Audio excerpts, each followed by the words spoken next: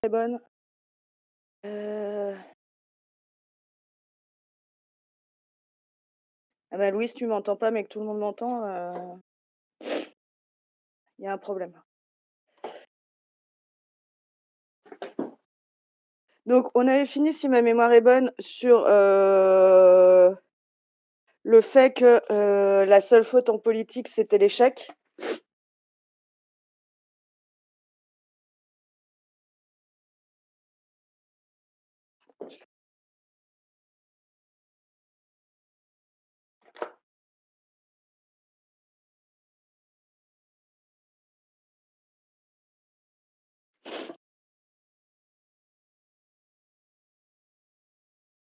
Donc on passe au dernier point.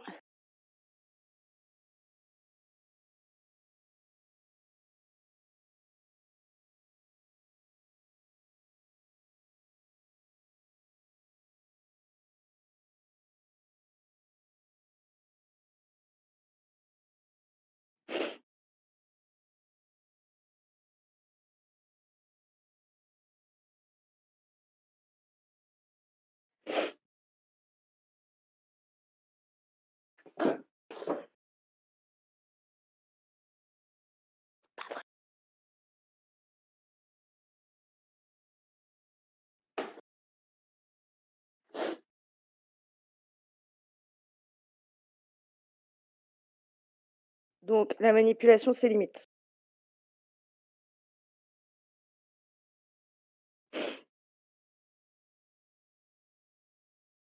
Donc on a parlé de la métaphore de la scène politique. Il faut renvoyer à une autre image qu'on a déjà vue en classe du politique, c'est la caverne de Platon.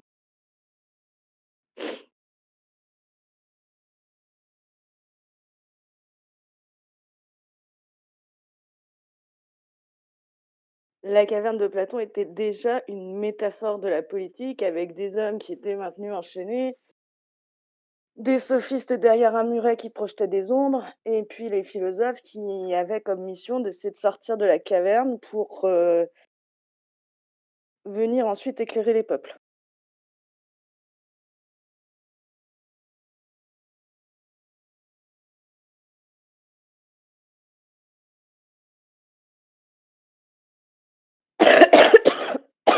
Donc,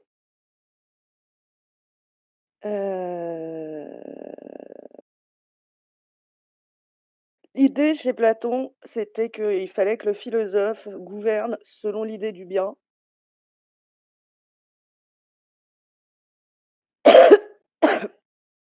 Et alors que là, Machiavel, qu'il affirme,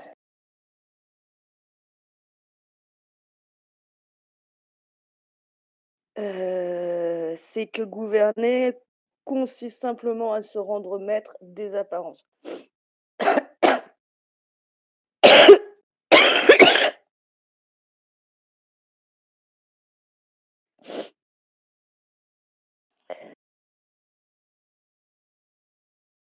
En un sens, Machiavel assume la position du sophiste.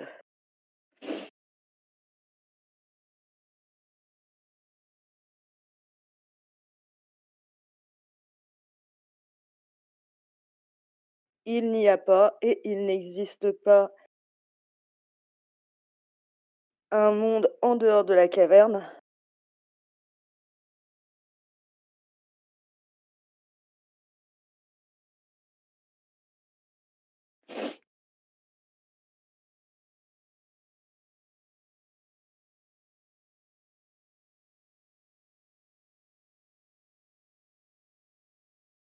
Nous sommes condamnés à rester dans la caverne, nous sommes condamnés à rester dans le monde de l'apparence.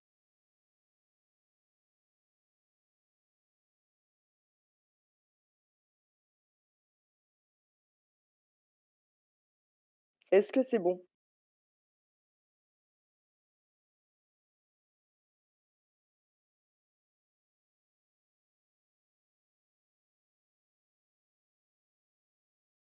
Donc, le fait est que, non, justement, il assume lui d'être un sophiste et sophiste c'est PH.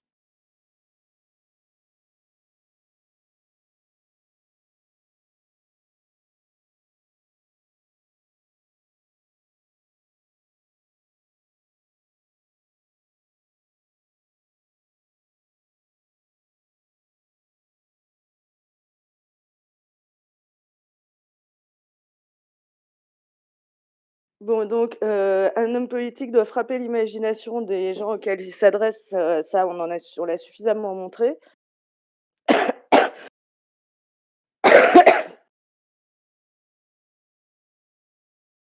Mais, ce dont on s'aperçoit, c'est que le propos que Machiavel tient à propos des hommes de pouvoir s'étend au-delà.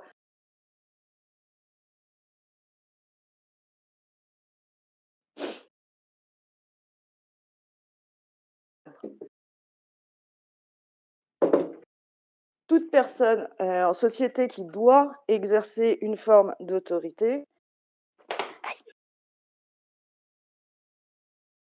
doit frapper l'imagination des gens à qui elle s'adresse.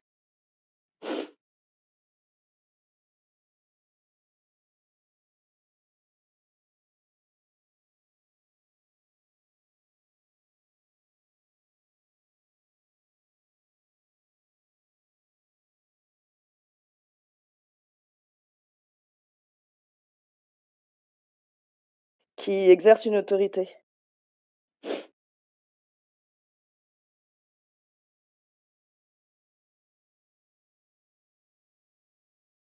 Et je vais prendre un exemple pour expliquer, mais par exemple, quand vous allez chez le médecin, dans le cabinet des médecins, sont affichés les diplômes.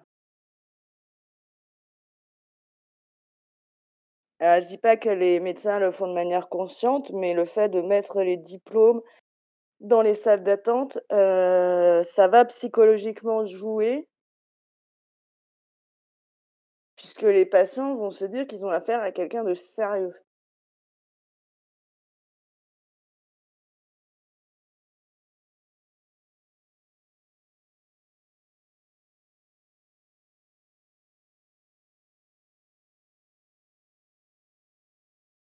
Et en même temps, c'est important parce que la confiance qu'un malade peut accorder à son médecin joue quand même, les études le montrent,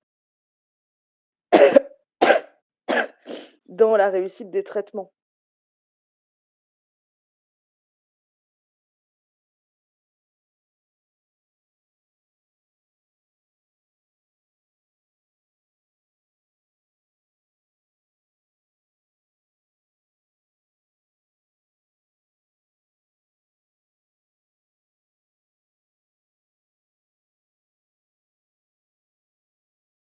Le médecin, il faut bien à un moment donné que, le patient lui fasse confiance pour qu'il accepte de suivre le traitement donné, puisque nous n'y connaissons rien, donc il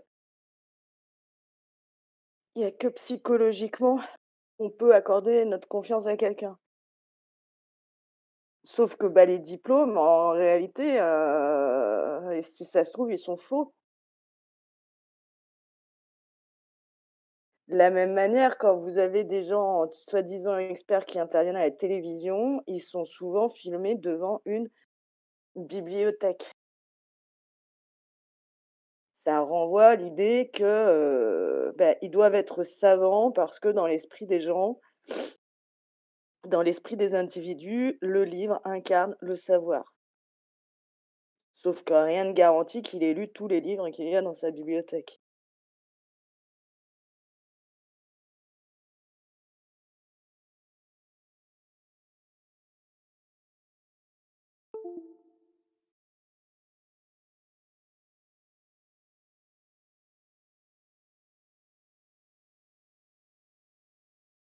Et en réalité, donc ces ressorts psychologiques, sont présents à tous les niveaux dès lors qu'il s'agit de gagner la confiance des individus. Alors que paradoxalement, c'est peut-être pas justifié.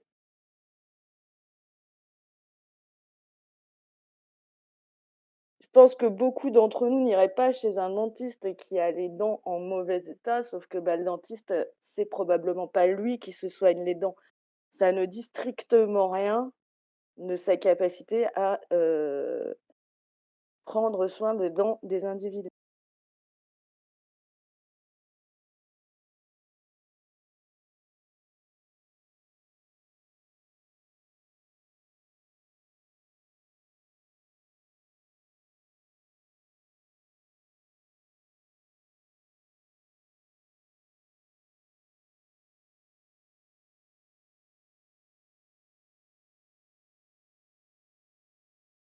Ou encore pour prendre un exemple d'actualité, il y a ce débat là autour d'un professeur qui aurait soi-disant mis au point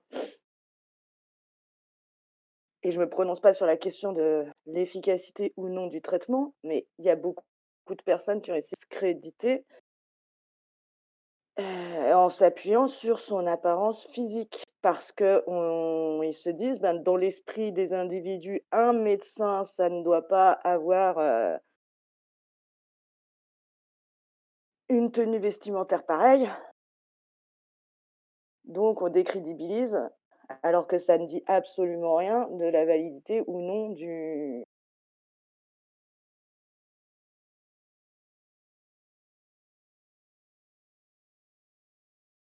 de la validité ou non du traitement et encore une fois, moi, je suis pas là pour me prononcer là-dessus, hein. J'ai juste constaté que là, encore une fois, on jouait sur l'image et sur l'apparence au lieu de jouer sur du contenu.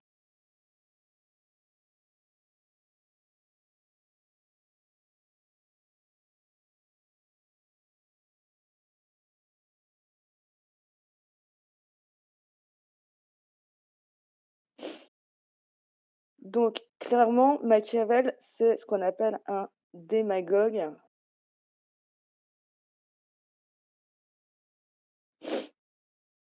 mais au sens premier.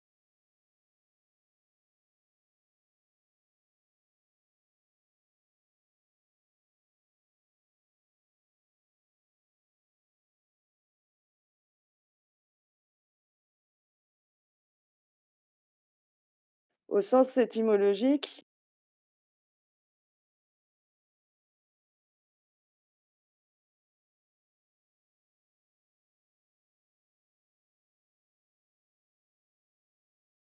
le démagogue, c'est celui qui guide le peuple.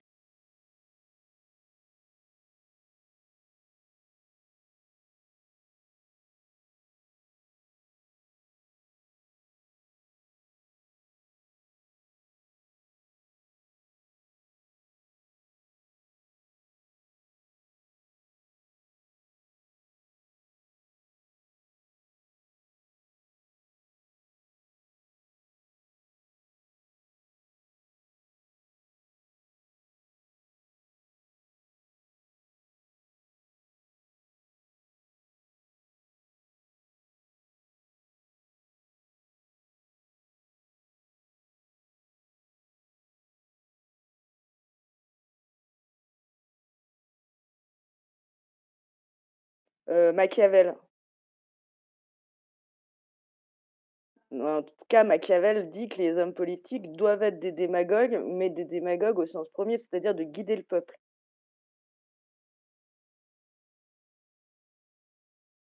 C'est bon?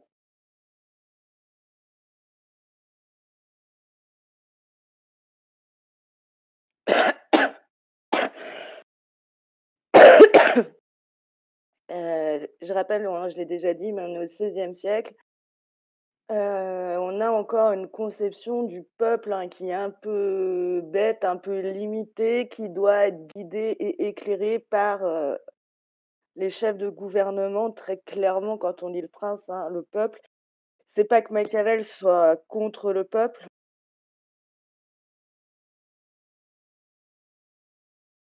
mais clairement, il considère que le peuple n'est pas apte, à gouverner.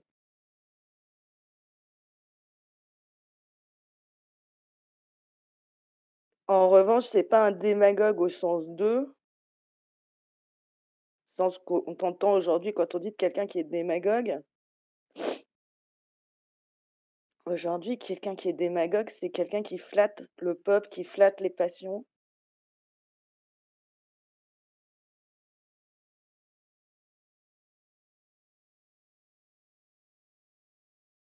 qui fait des discours, remplis de belles promesses, dont on sait quand même la plupart du temps qu'elles vont pas être réalisables.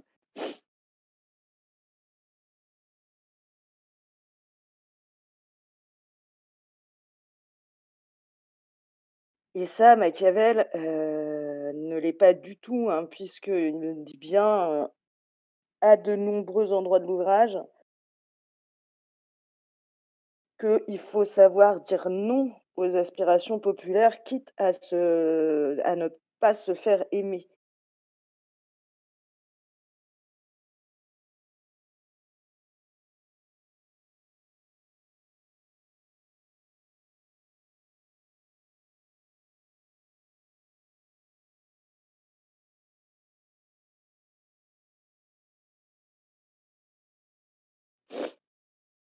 Par exemple, il faut pas financer, c'est le chapitre, faut que je vérifie, c'est le 16 ou le 17.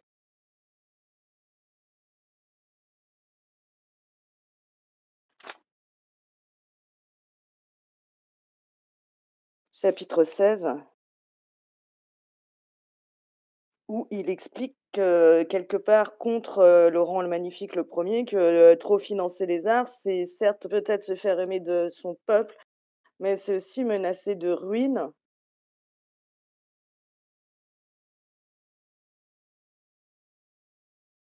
la cité.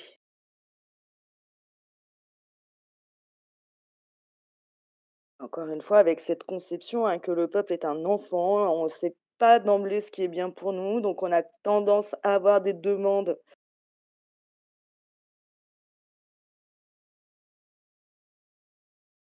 dont des demandes qui, si elles étaient satisfaites, auraient des conséquences désastreuses et il faut que le prince sache dire non. Donc en ce sens-là, on ne peut pas soutenir que Machiavel est un démagogue au sens où il flatterait les passions des peuples.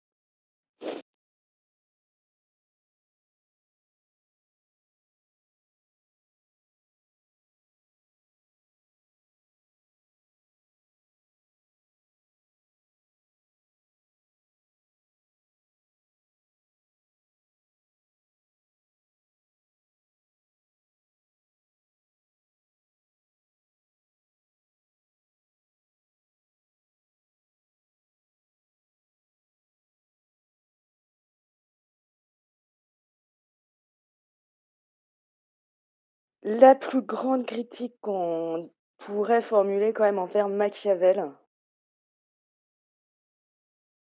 et encore une fois, ça s'explique parce qu'il écrit du XVIe siècle, c'est qu'il a quand même une très haute opinion des hommes de pouvoir.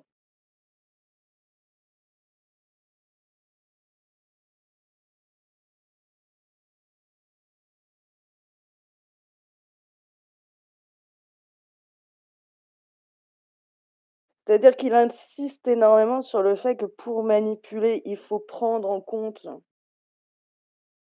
la psychologie du peuple, des individus, il faut manipuler, il faut savoir persuader.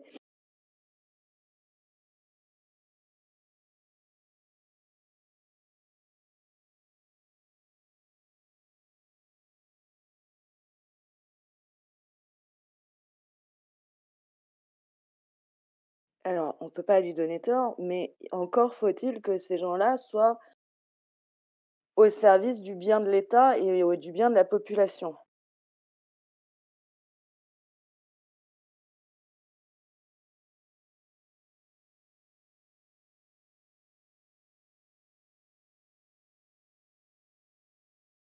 Si je reprends l'exemple du médecin, heureusement pas tous les médecins, mais il y a certains médecins qui sont des charlatans et qui vont jouer sur ces biais de manipulation pour entraîner, des individus, par exemple, à soigner leur cancer avec du jus de citron et là, ça devient extrêmement dangereux.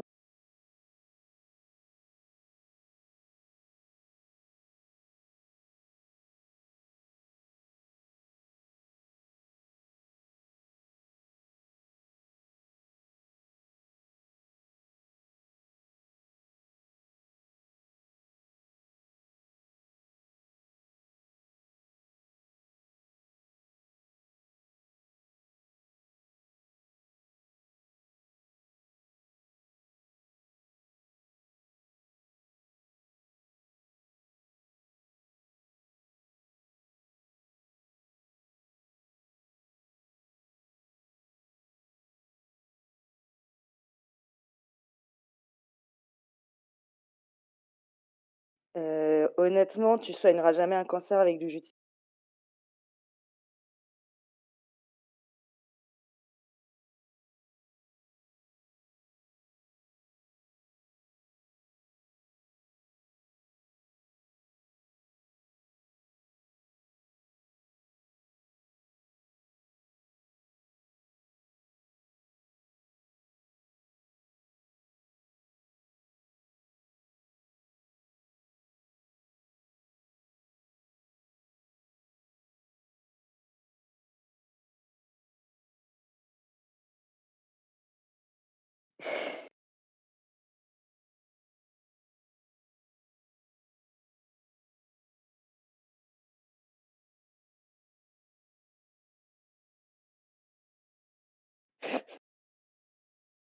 beh, c'est le principe, c'est aussi le ressort des gourous dans les sectes, hein, c'est de manipuler sur l'apparence, de renvoyer une image de confiance et donc ça peut être extrêmement dangereux. Le problème, c'est que ce qu'il dit et en même temps, c'est vrai, mais encore faut-il que les gens soient vraiment au service de du bien commun, s'ils sont au service de personnel, c'est extrêmement mais en même temps, là où la critique touche ses limites, c'est que nous sommes face à ce qu'on appelle un biais cognitif.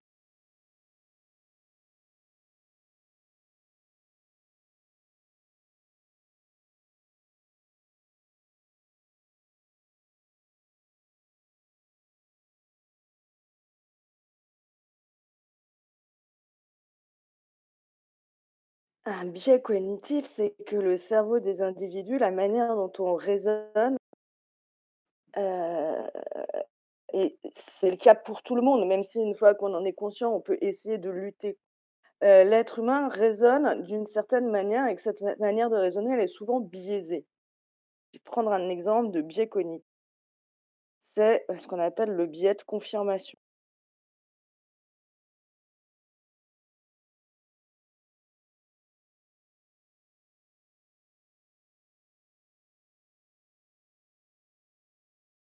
Le biais de confirmation, c'est, le fait que les individus ont tendance à se fier davantage aux informations qui vont dans le sens de ce qu'ils pensaient déjà,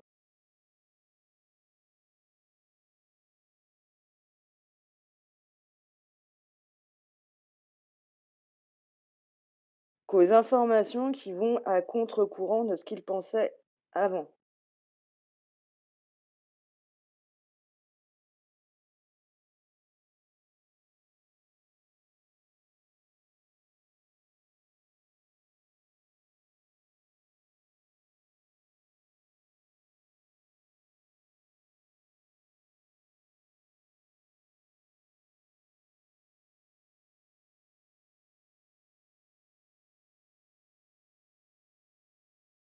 Qu'on a tendance à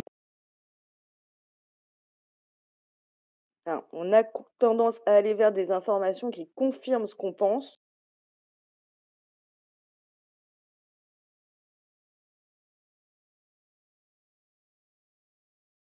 plutôt que d'aller vers des informations qui contredisent ce qu'on pense. Voilà, on a tendance à croire ce qui va dans notre sens et c'est un phénomène qui est énormément amplifié par les réseaux sociaux, bah, parce que c'est pas parce que tu penses un truc que c'est vrai.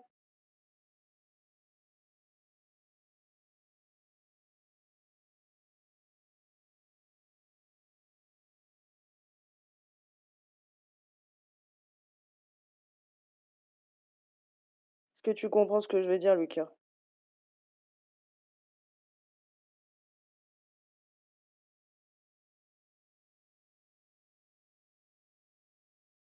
Bah, non, la logique de la recherche du vrai voudrait justement que tu ailles te confronter à des opinions contraires aux tiennes.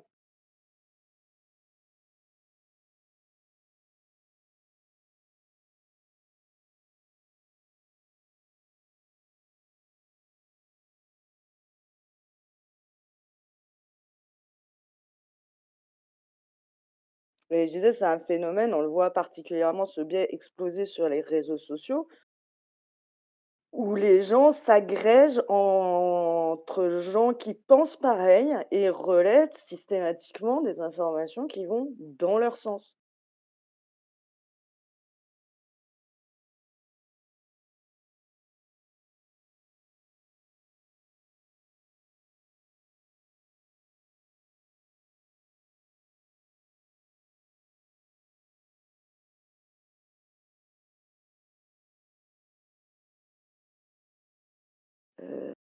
L'autre biais qu'on peut donner en exemple, c'est le biais visibilité.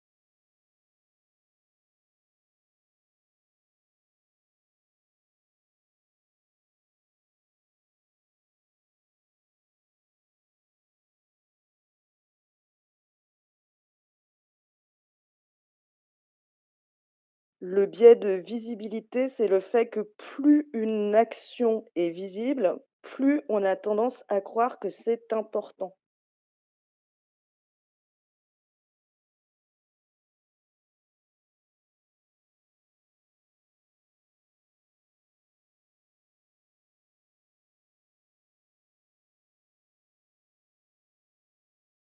Je vais prendre un exemple, je suis désolée parce que c'est d'actualité, mais aujourd'hui, on voit beaucoup de gens qui portent des masques parce que c'est très et on voit moins de gens qui portent des gants parce que c'est moins impressionnant.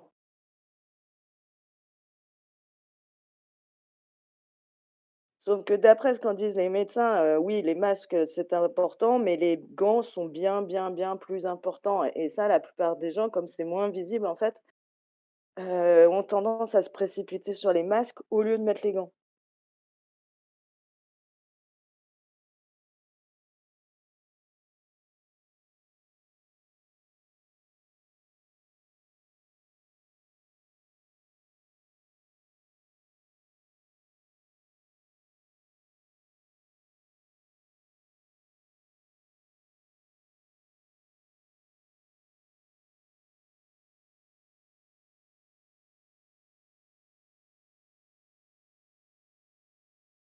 C'est compris ce que c'était qu'un biais cognitif?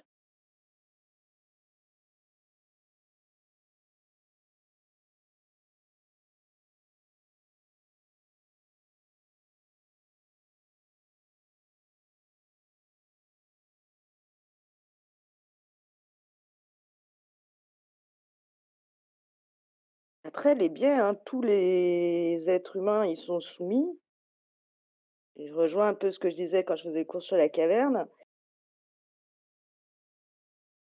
En être conscient, c'est commencer à s'en libérer, mais spontanément, c'est comme ça qu'un être humain réfléchit.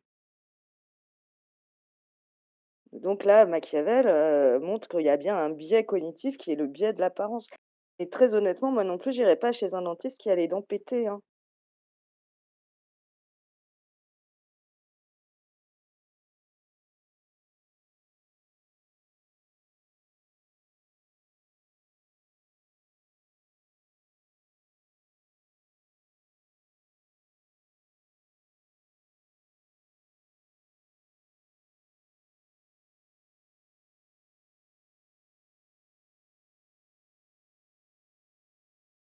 Critique aussi quand même qu'il faudrait à formuler à Machiavel, c'est que oui, bien sûr qu'il y a de la communication, oui, bien sûr qu'ils ont des conseillers en communication, qu'il y a des stratégies, mais il y a un point qu'il n'aborde pas, c'est que pour persuader, il faut être soi-même persuadé.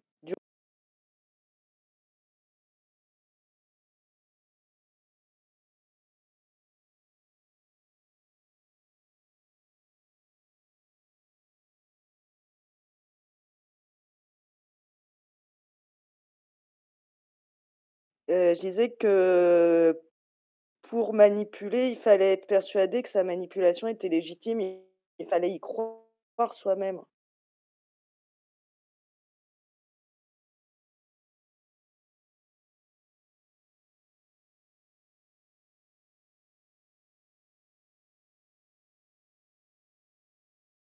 Aussi manipuler en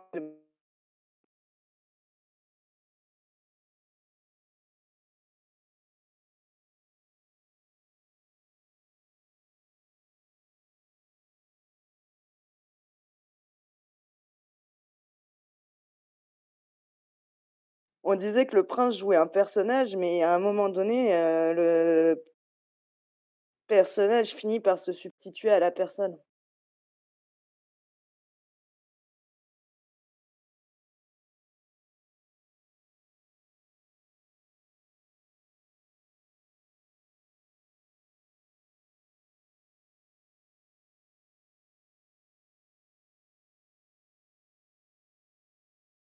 Et le dernier point, ça pour le coup Machiavel ne cesse de le souligner, c'est qu'il y a une quand même une grosse, grosse limite, au moins en politique, à la manipulation. C'est que la manipulation n'est rien. sans la force brute, la force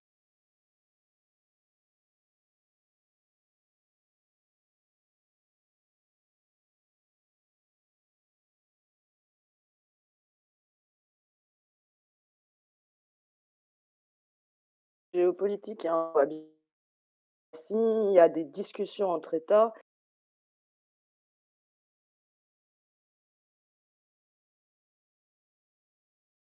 mais ceux qui imposent les stratégies sont quand même ceux qui ont les armées les plus puissantes derrière.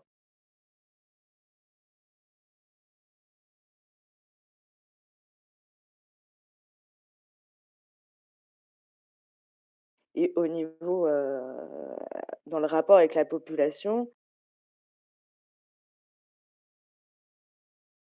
vous ne ferez jamais vous n'avez pas une police derrière capable d'assurer de sanctionner ceux qui transgressent la loi.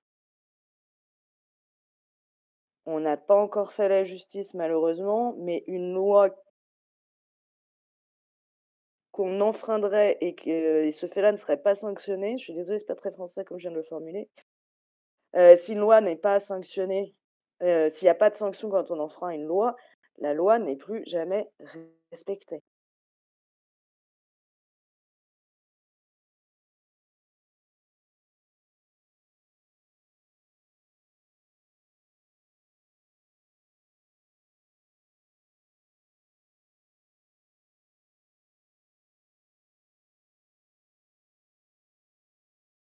C'est pour ça qu'au chapitre 17, hein, il explique qu'il est plus sûr d'être craint que d'être aimé.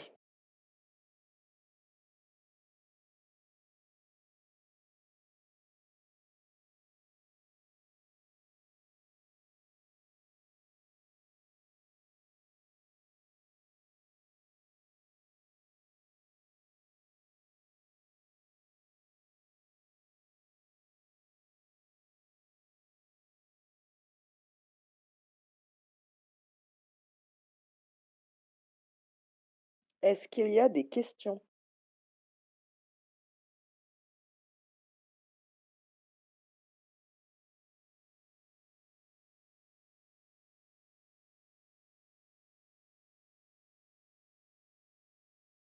S'il n'y a pas de questions, je vous propose qu'on arrête là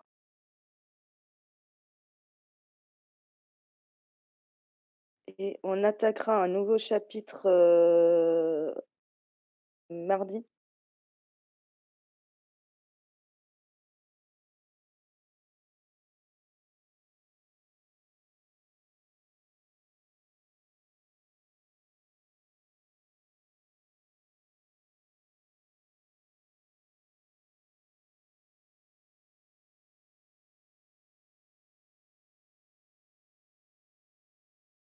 Non, on change. Je rappelle Machiavel, hein, l'intro, c'était: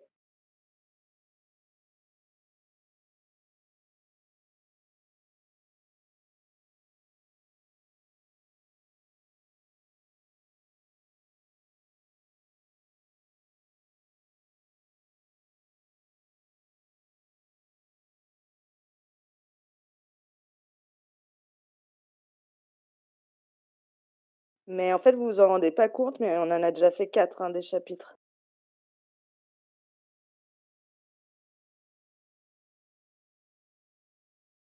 Et là, le chapitre.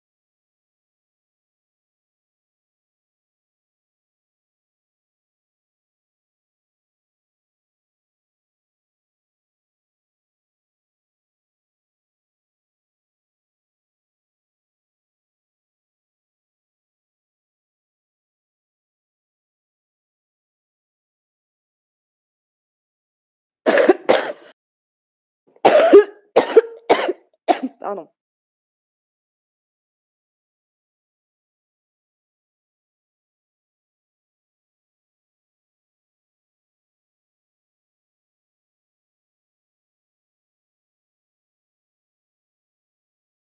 Est-ce que c'est bon?